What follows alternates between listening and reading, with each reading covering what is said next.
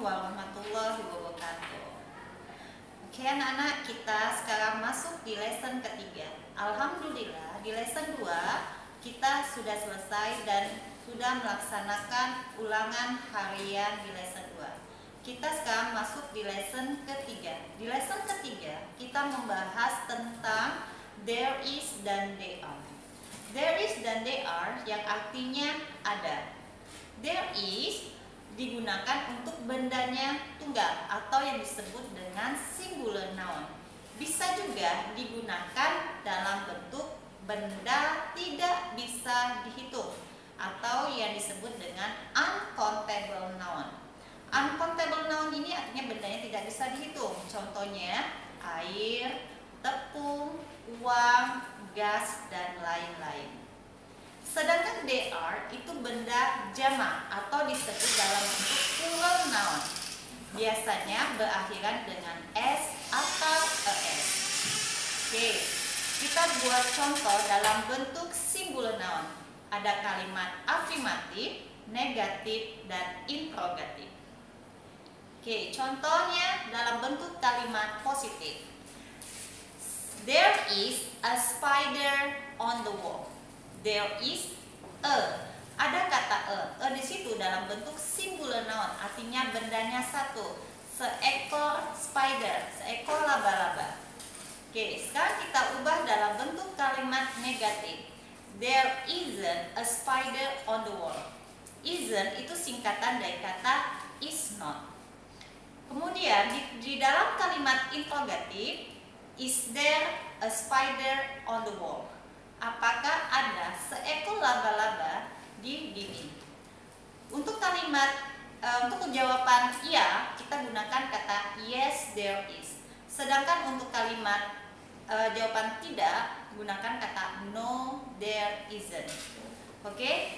Sekarang kita lanjut ke dalam contoh uncountable noun, masih dalam penggunaan there is. Artinya bendanya tidak bisa dihitung, ya.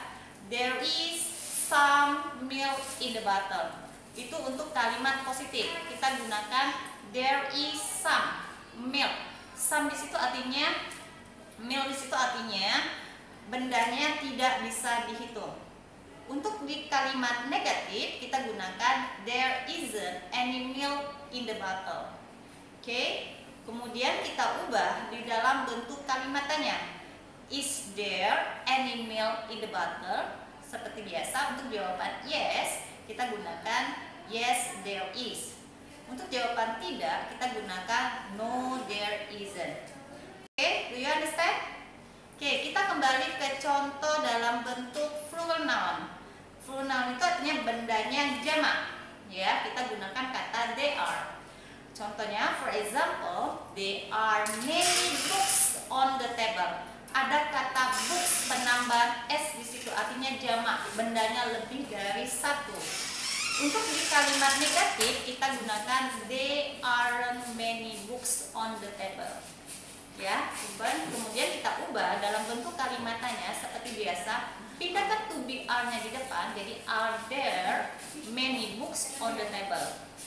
Untuk jawaban iya kita gunakan yes they are. Kemudian kata tidak, no they aren't. Di dalam kalimat negatif tadi ada kata aren't. Aren't di situ singkatan dari kata are not, yang artinya tidak ada. Oke, do you understand about there is and they are? Oke, jadi kesimpulan dalam penggunaan there is dan they are adalah yang pertama, there is atau they are yang artinya ada. Yang kedua, there is itu untuk benda tunggal atau disebut dengan singular noun, bisa juga benda yang tidak bisa dihitung atau uncountable noun.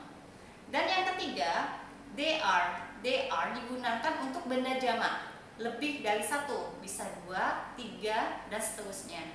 Sedangkan benda tunggal biasanya diawali dengan dengan awalan an, one. Sedangkan benda jamak berakhiran dengan s dan es. Oke, untuk lebih jelas kalian boleh lihat di buku kalian di halaman 18 dan 19. Oke? Okay, I think that using there is and they are. Oke, wassalamualaikum warahmatullahi wabarakatuh.